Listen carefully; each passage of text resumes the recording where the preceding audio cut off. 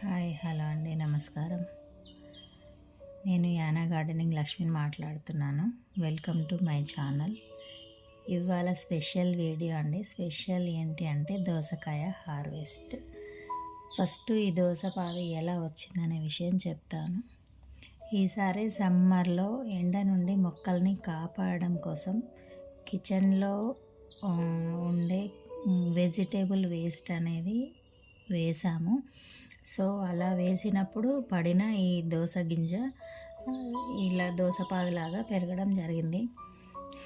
So ఇది pollination ఎలా చేయాలి అనే ఒక వీడియో కూడా చేశాను. సో ఇప్పుడు దోసకాయలు అయితే రావడం జరిగింది, చాలా చక్కగా వచ్చాయి. ఇంకా ఇవి పెరిగే టైంలో నేను ఒక 15 డేస్కి ఒకసారి కంపోస్ట్ ఇస్తూ ఉన్నాను. అలా ఇవ్వడం ద్వారా చాలా చక్కగా వచ్చాయి. ఎలాంటి డిసీజ్ అనేది అయితే ఇప్పటివరకు లేదు. సో చూడండి, దోసకాయలు చాలా చక్కగా ఎల్లో కలర్లో, ఆరెంజ్ కలర్లో రావడం జరిగింది. షేప్ కూడా మీరు చూసినట్టయితే చాలా కరెక్ట్గా వచ్చింది. ఇది ఎందువల్ల వచ్చిందంటే నేను ఎగ్ షెల్ పౌడరు ఒక కంపోస్ట్ లాగా ఇవ్వడం జరిగింది. ఎందుకు అంటే ఎగ్ షెల్లో కాల్షియం ఉంటుంది. ఈ కూరగాయలు వెజిటేబుల్స్ పెరిగే టైంలో అది షేప్ అనేది కాల్షియం లోపం వల్ల సరిగా రాకపోయే ప్రాబ్లం, కొంచెం వంకర్లాగా రావడం జరుగుతుంది.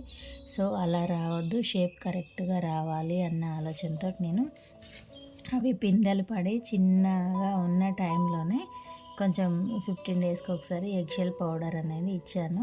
సో కరెక్ట్ షేప్ అయితే రావడం జరిగింది. కలర్ కూడా చాలా చక్కగా వచ్చింది. చూస్తున్నారు కదా, డైలీ 1 టైం వాటర్ అయితే ఇచ్చాను. ఇంకా ఇది సీజన్లో ఫస్ట్ హార్వెస్ట్ అండి. నాకైతే చాలా సంతోషంగా ఉంది. ఈ దోసకాయలు చూసిన తర్వాత నేను ఒక రైతుని అన్న ఫీలింగ్ అయితే వచ్చింది.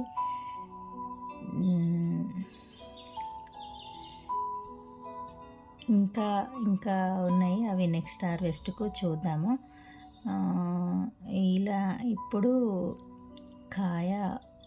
పూత అనేది ఒక స్టేజ్లో చాలా ఎక్కువగా రావడం జరిగింది. మేల్ ఫ్లవర్స్ ఎక్కువగా వచ్చాయి, ఫీమేల్ ఫ్లవర్స్ కొంచెం తక్కువగా వచ్చాయి. సో అవి వచ్చినప్పుడు కొంచెం మనం చెక్ చేసుకోవాలి. మన గార్డెన్లోకి బటర్ఫ్లైస్ వస్తే ఓకే, లేదు అని అంటే మనమే పాలినేట్ చేసుకోవాలి. అది డైలీ చెక్ చేసుకోవాలి. లేదంటే ఫీమేల్ ఫ్లవర్స్ అనేవి 2 డేస్లో మాడిపోవడం జరుగుతుంది. పిందెలు అంతే సైజులో, కొంచెం ఎంత సైజు అయితే స్టార్ట్ అవుతుందో అంతే సైజులో మాడిపోవడం జరుగుతుంది. సో అది కొంచెం చెక్ చేసుకున్నట్టయితే ఇలా ప్రతి ఒక్కరూ హార్వెస్ట్ చేసుకోవచ్చు. చూస్తున్నారు కదా, మా వారికి ఎంతో ఇష్టమైన దోసకాయలు నా గార్డెన్లో నేను పండించగలిగాను. So thank you for watching my videos. Video నచ్చితే ఒక లైక్ అయితే ఇవ్వగలరు. Thank you.